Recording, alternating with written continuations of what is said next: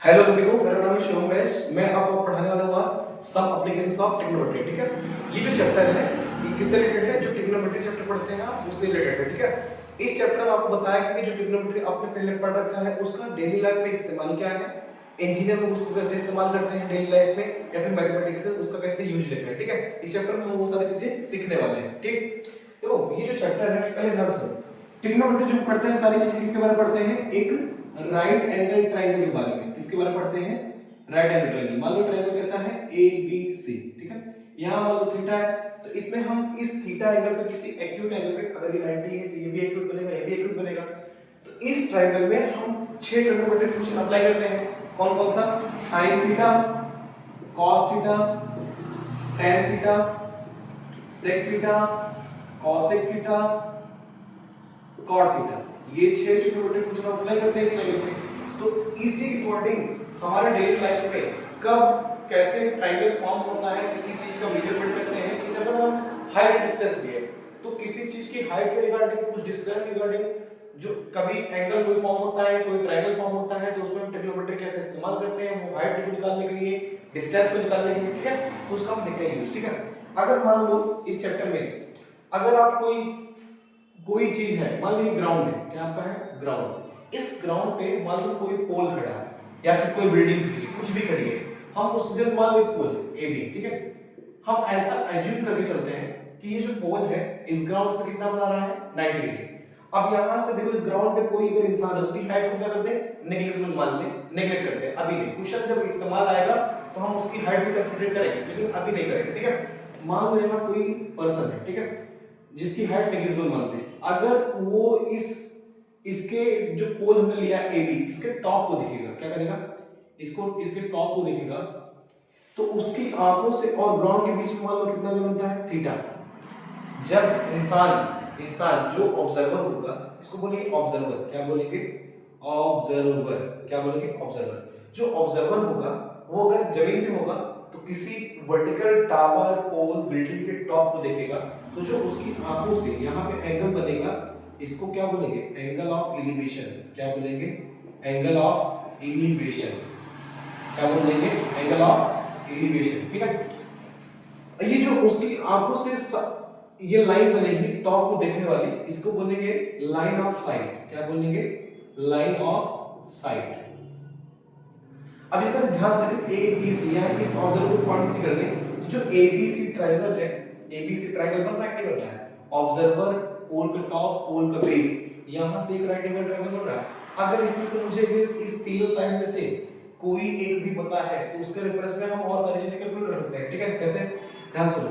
अगर मान लो इसकी मुझे क्या दे देगी? हाइट दे देगी पोल की। ठीक है, तो जो बेस है, अब हम पता कर, अगर ये एंगल पता हो, ये एंगल पता हो, तो हम इसकी हेल्प से और इसकी हेल्प से हम बता सकते हैं ऑब्जर्वर इसके बेस से कितना दूर है। ठीक है, कैसे? अगर हमको पता करना है, मान लो ये पता है, ये है h है, ये b है बेस, ये चीज हमको बेस निकालना है, ये थीटा है, तो हम ये देखेंगे कि कौन सा ट्रिग्नोमेट्रिक फंक्शन है जो हाइट और बेस, मतलब ये बेस हाइट क्या बोलते हैं? परपेंडिकुलर बोलते हैं ना, परपेंडिकुलर हाइट होती है। इस परपेंडिकुलर में और इस बेस में, इस थीटा के रिगार्डिंग कौन सा रिलेशन होता है? अगर हम इसके अप्लाई करें कितना? tan theta. tan थीटा जानते हैं कितना होता है? परपेंडिकुलर फ्रॉम बेस, तो ये h अपॉन क्या आ जाएगा? d आ जाएगा। अब ये जो थीटा होगा, थीटा, ये कोई ना कोई क्या होगा? स्टैंडर्ड एंगल होगा। स्टैंडर्ड एंगल इसको बोलते हैं जिसकी वैल्यूज हम पढ़ते हैं वैल्यू टेबल में 0 से 90 तक। ठीक है, अगर स्टैंडर्ड एंगल होगा तो ये वैल्यू हमको पता चल जाएगी, क्या हो जाएगी? ये वैल्यू। ठीक है, और ये आपको पता ही रहेगा इसमें से दो में से एक, तो तीसरी चीज हम निकाल लेंगे आराम से। बस आपको क्या करना है इस चैप्टर में? रिलेट करना है कि जो वैल्यू दी गई है थीटा की और जो साइड दी गई है और जो पूछा है उसके रिगार्डिंग कौन सा ट्रिग्नोमेट्रिक फंक्शन रिलेट करता है कौन कौन से साइड की रेशियो। ठीक है, इसको बता देते हैं, आगे बढ़ते हैं।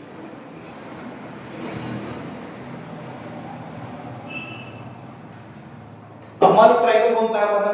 मान लो फिर से, मान लो कोई है, आपकी बार यहां मान लो बिल्डिंग है, क्या है? ए बी एक बिल्डिंग है, ए बी क्या है? बिल्डिंग है। मान लो h हाइट की एक ए बी बिल्डिंग है, इस पे कोई इंसान खड़ा है जिसकी हाइट को नेगलेक्ट मानते हैं। अब जमीन पे कोई चीज दिख रही है ग्राउंड पे, तो ये जो है इस ग्राउंड पे रखी हुई चीज को क्या करेगा और देखेगा? ये हो जाएगा मेरा ऑब्जर्वर। क्या हो जाएगा? ऑब्जर्वर। ठीक है, और यहाँ पे कोई ऑब्जेक्ट होगा, ये बिल्डिंग। अब जब ये इंसान यहाँ से यहाँ तक देखेगा तो इस ग्राउंड के पैरेलल हम एक लाइन कंसीडर करेंगे। क्या करेंगे? इस ग्राउंड के पैरेलल एक लाइन उसकी हाइट सामने से कंसीडर करेंगे। तो जब देखेगा तो यहाँ एक एंगल बनेगा, मान लो थीटा। क्या बनेगा? ऑब्जर्वर टॉप पे बैठा होगा, कोई चीज नीचे होगी, ठीक है। यहाँ से जब इसको देखेगा तो ये जो एंगल बनेगा, इस एंगल का नाम होता है एंगल ऑफ डिप्रेशन। क्या बोलते हैं? एंगल ऑफ डिप्रेशन, ठीक है। अब इसमें देखो, अगर मैं इस एंगल के रिगार्डिंग बात करूं तो ये एंगल जो है यहाँ से कोई ट्रायंगल फॉर्म हो रहा है क्या? नहीं हो रहा है। तो हम ऐसा कंसीडर करेंगे ये थीटा जो मुझे किसी एक राइट एंगल ट्रायंगल के अंदर दिखे, तभी तो मैं ट्रिग्नोमेट्रिक फंक्शन अप्लाई कर पाऊंगा, सही कि नहीं? ठीक है। तो ये जो थीटा है, अगर ये लाइन पैरेलल है, ये जो पैरेलल, ये तो हो जाएगी साइड लाइन। क्या हो जाएगी हमारी? साइड लाइन, ठीक है। ये जो लाइन हमने ग्राउंड के पैरेलल लिया है, ये पैरेलल लिया ग्राउंड के, तो ये जो थीटा होगा यहाँ इस एंगल के बराबर हो जाएगा। आपने कॉन्सेप्ट पढ़ा है किसका? अल्टरनेट इंटीरियर का। अगर ये लाइन पैरेलल, ये लाइन पैरेलल, तो ये जो लाइन होगी क्या होगी? ट्रांसवर्सल होगी। तो ये थीटा किसके बराबर? इसके बराबर। फिर से वही बात, अगर आपको हाइट ऑफ बिल्डिंग या फिर ऑब्जेक्ट की बिल्डिंग से डिस्टेंस पता हो, या फिर ये जो लाइन ऑफ साइट में इसकी लेंथ पता हो, तो इसमें से हम ट्रिग्नोमेट्रिक फंक्शन अप्लाई करेंगे, वो वाला जिसके रेशियो से हमारी मिसिंग साइड जो लेंथ को नहीं पता है वो पता चल सके, ठीक है। तो उससे हम करेंगे, इसकी वैल्यू फाइंड कर लेंगे, ठीक। तो एक चीज और, इसका चैप्टर का जो नाम है हाइट एंड डिस्टेंस होता है। क्या होता है? Height and distance. तो ज्यादातर इसमें परपेंडिकुलर हाइट पूछी जाती है या तो बेसिक डिस्टेंस पूछी जाती है। तो इसमें जो फंक्शन ट्रिग्नोमेट्रिक फंक्शन ज्यादा इस्तेमाल होता है tan थीटा इस्तेमाल होता है। क्या होता है? tan थीटा इस्तेमाल होता है। और कभी-कभी रियरली क्या इस्तेमाल होता है? मान लो आपको कोई चीज यहाँ से बांधी जाए, जमीन पे कोई चीज गाड़ दिया जाए, वहां से रस्सी बांधी जाए, टॉप तक जाए, तो जब स्ट्रिंग की लेंथ कोई चीज रस्सी रहेगी, रोप की लेंथ होगी, या फिर स्लाइडिंग झूला होगा, स्लाइडिंग सरकने वाला कोई गेम वाला होगा, तो उसमें स्लाइड की लेंथ पूछता है। उस समय इसके रिगार्डिंग हम कौन सा इस्तेमाल करते हैं? Sine theta. कौन सा इस्तेमाल करते हैं? Sine theta. परपेंडिकुलर पता होगा, हाइपोटेनस सही होता है, और क्या अप्लाई करेंगे? साइन थीटा, ठीक है। और मैं आगे नेक्स्ट बताता हूं कि कुछ इंपॉर्टेंट चीजें इसमें, ठीक है।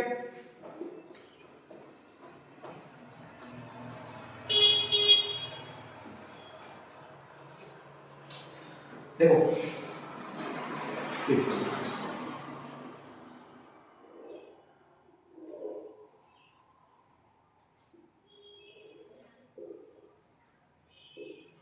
A B C D E F।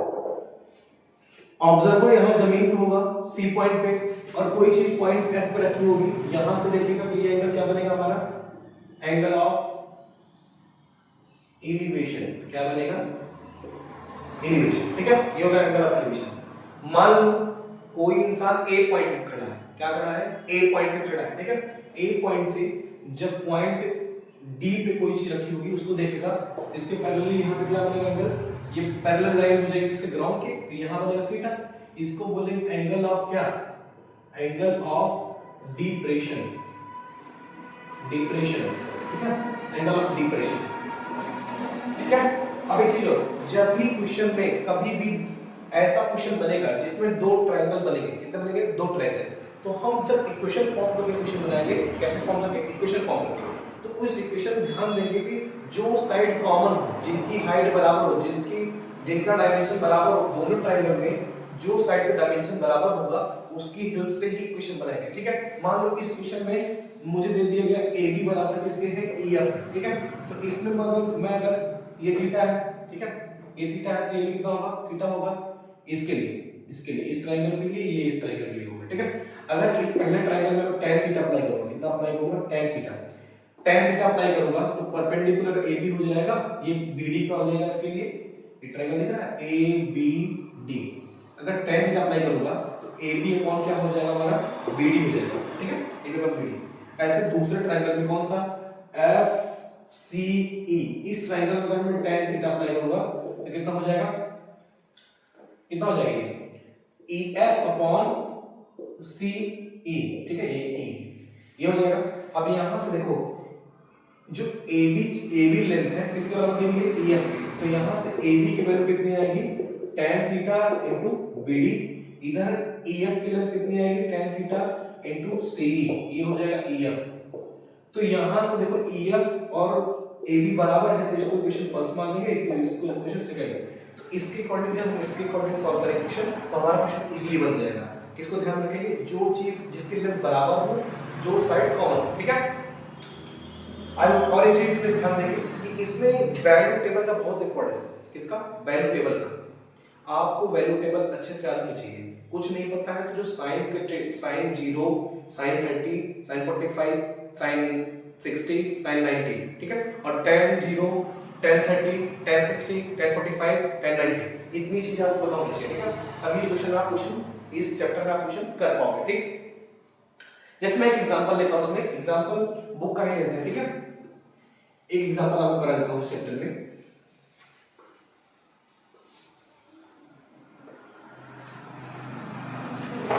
इस चैप्टर में देखो एग्जांपल में, इसमें एनसीईआरटी है मेरे पास, एनसीईआरटी, ठीक है। इसमें एक एग्जांपल दिया गया है, मैं क्वेश्चन लिख देता हूं, ठीक, लिखता हूं। The shadow of a tower, the shadow of a tower standing on a level ground, standing on a level ground is found to be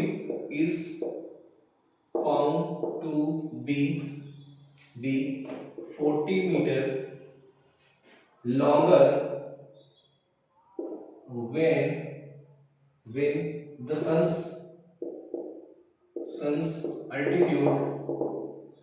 altitude is 30 degree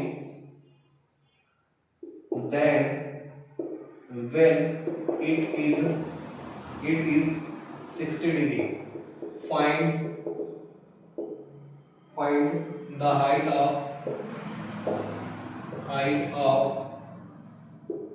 the tower, ठीक है। ध्यान से देखिए, इसमें फिगर दिया गया है। फिगर ऐसा है,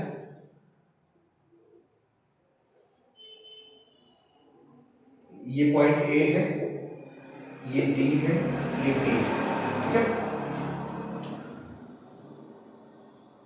यहां से यहां तक ये पॉइंट हमारा सी है, ये 40 मीटर है, ठीक है, ये 60 डिग्री है, ये 30 डिग्री, ठीक है।